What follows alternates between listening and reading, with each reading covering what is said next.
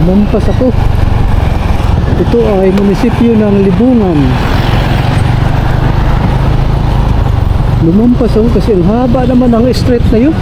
Street talaga siya. Yung ilang kilometro yun. Nandito po tayo sa bayan ng Libungan. Ito, market area, marketplace. Saan kaya munisipyo nila dito? Bayan ng Libungan.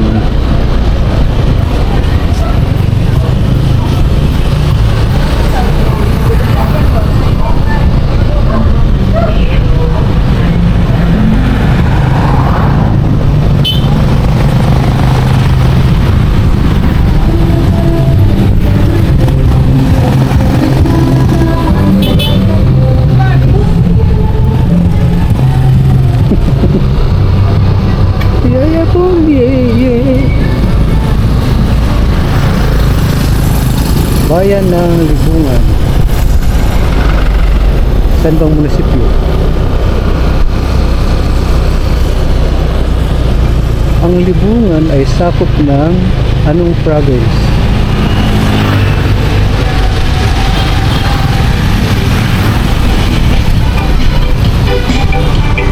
Mga Canada sa mga kuandirik, sa mga aptik ng mga tao. Doon may terminal doon. Dito tayo sa terminal. Tingnan natin dito.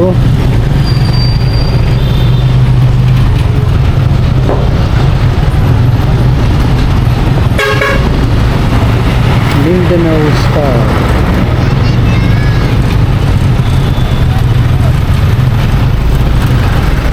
Dito naman ay Mindanao Star ang umiikot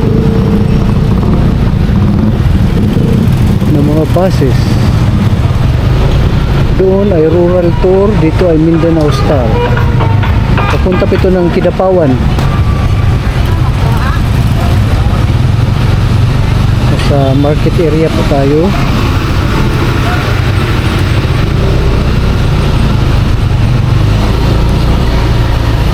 So, bakit ko ito tinutur, mga terminal at saka mga kainan? Sapagkat dito po kayo minsan ay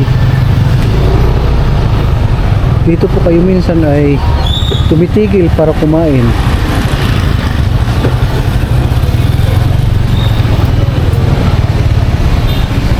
Dito naman ang palengke.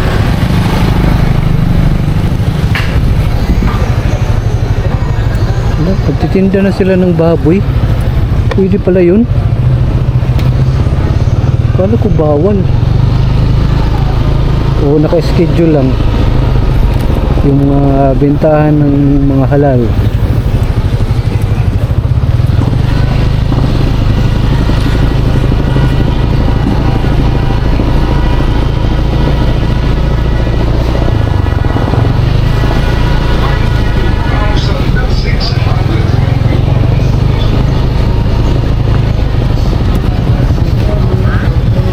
Kana pa diri. Brad, asa diri ang kuan ng munisipyo?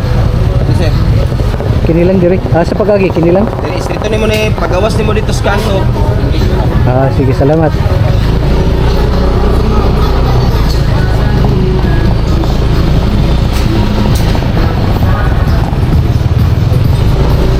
Diretso lang ni kuno. Yung pinasok ko na nga kanina, yun na yun.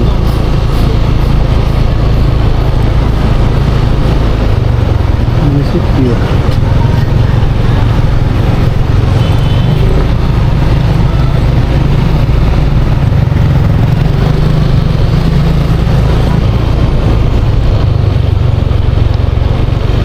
Bayan ng Libangon.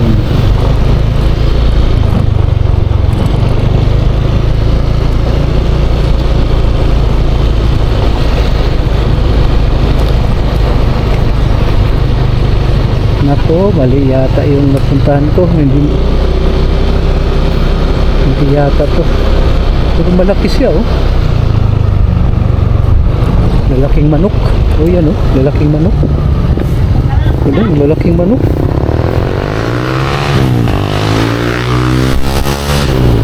Sarap yan, tinula. Ba't ang bibilis magpatakbo ng mga tao dito?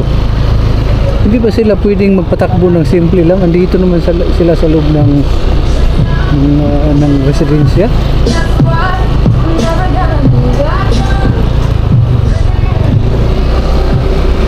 Ang iingay pa.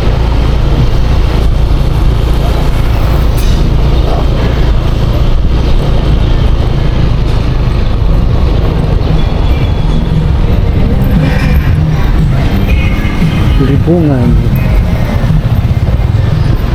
Motorboy bike.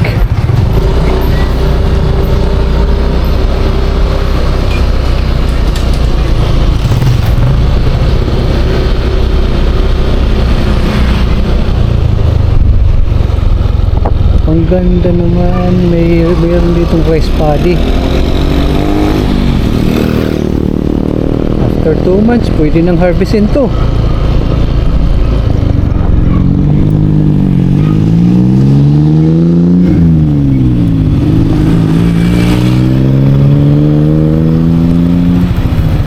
Balik tayo doon.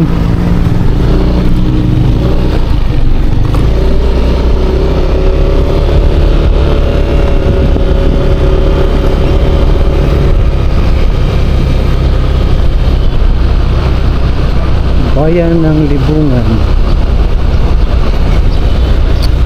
Hindi ko nakita yung munisipyo, hindi ko nakasunod ng instruction.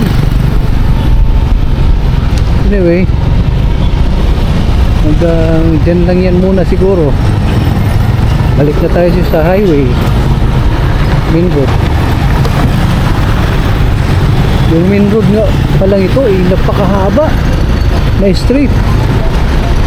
Hindi ko alam kung ilang ano yan.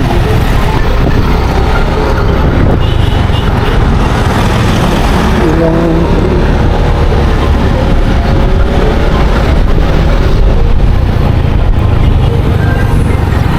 ito matawag sa akin.